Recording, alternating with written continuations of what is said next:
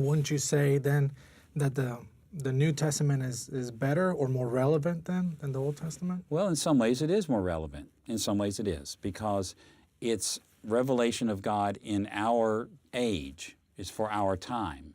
And while it has that kind of relevance, and in fact the New Testament even calls it better, it calls itself better, meaning fuller and more mature revelation from God.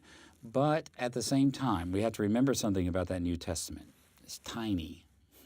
It's very small. I mean, if you took a normal Bible that's this big, only about that much of it's the New Testament. The rest of it's the Old Testament.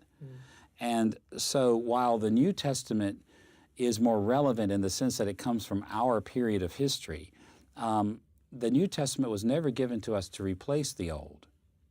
The Old Testament talks about all kinds of things that the New Testament just barely touches on. I mean, if you were to look in the New Testament for explicit teaching or extensive teaching on prayer, you might find 5 or 6 passages where we're told how to pray, like the Lord's Prayer, a few others, examples of prayers, things like that. So where do you find the rich and deep teaching about prayer? Where do you find that? In the Psalms. In the Psalms, that's right. Okay, and the New Testament believers did not discount the Psalms. They were building on the Psalms rather than getting rid of them, not replacing them, but building on them.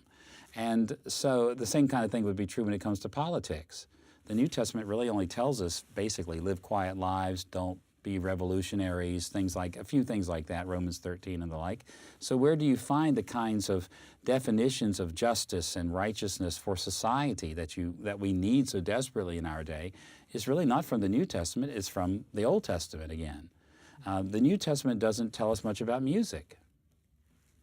In fact, there are some Christians that believe that you should not use musical instruments because they're not mentioned in the New Testament. Well, why not? Okay, the answer is because the New Testament wasn't given to replace the Old, but rather to build on the Old. So the New Testament is, as it were, a lens that allows us to interpret previous or earlier revelation properly for our day. It gives us principles by which we can take the Old Testament and bring it into our day.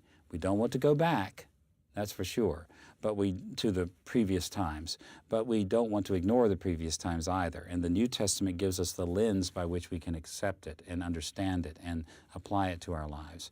And so that's the sense in which we want to speak of the unity of the Bible.